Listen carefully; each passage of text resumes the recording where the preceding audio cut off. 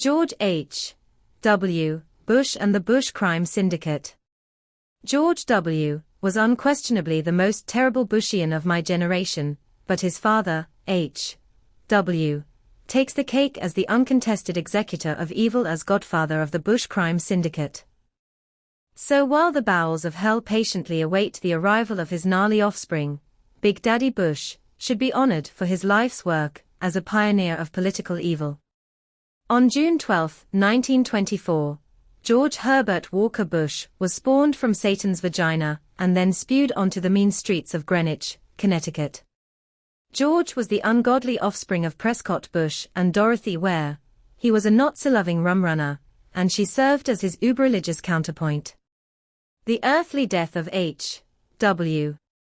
Contrary to what was said while he lived, the 41st president was ceremoniously laid to rest amidst an outpouring of insincerity, hypocrisy, outright lies, and feigned grief. The evil expressway to the presidency. As the vice president to Ronald Reagan, H. W. Bush was destined to become the next sitting president. His only obstacle was a hairy Greek and retired attorney named Michael Dukakis. To ensure Dukakis' defeat, Bush tethered the weight of convicted murderer Willie Horton to the size-impaired Greek's very susceptible ship. Horton, like most murderers convicted of rape, was black and his unsuspecting victim was white, and had escaped while on furlough. Bush and his campaign propagandists would remind the public of Horton's ethnicity at every opportunity.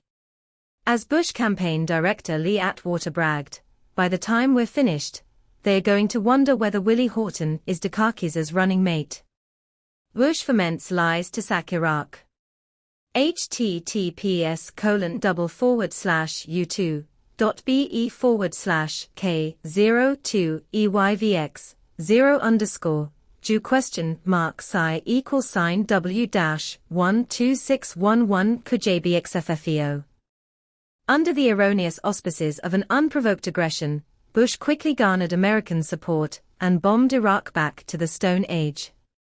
Immediately after raiding the US's war coffers with his blank check, Bush proceeded to bombard Iraqis with over 88 tons of explosives, ensuring horrific civilian casualties. Bush's next act of depravity was to decimate the Iraqi civilian infrastructure, critical sites that provide electricity, water treatment facilities, food processing plants, and flour mills. Some of the U.S. targets late in the war were to ensure Iraqi dependency post-war.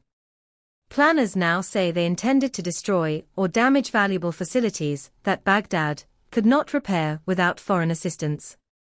Because of these goals, damage to civilian structures and interests, invariably described by briefers during the war as collateral and unintended, was sometimes neither. The Intercept. A Harvard public health team concluded in June 1991, less than 4 months after the end of the war, the destruction of Iraqi infrastructure had resulted in acute malnutrition and epidemic levels of cholera and typhoid.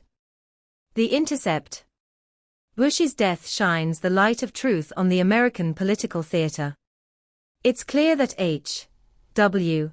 Bush was the physical embodiment of an elitist aristocracy, and when his hypocrisy and lies were inevitably exploited, they sculpted an unobstructed rendering of a corrupt and vile American landscape. In life, Bush was vilified by the left, lending legitimacy to the American Punch and Judy Show, only to be lionized by the same former adversaries after his death. It became strikingly evident that the American Politico and the whole left and right dynamic was being operated exactly like professional wrestling. Much like the WWE, politics is a scripted, melodramatic affair where ideological rivals would swap wives and blow each other behind the scenes. Beneath the warm glow of the stage lights, political actors sell the public on the need for expensive and brutal, unconstitutional wars. They invent convenient enemies and unleash viruses to which only they have the cure.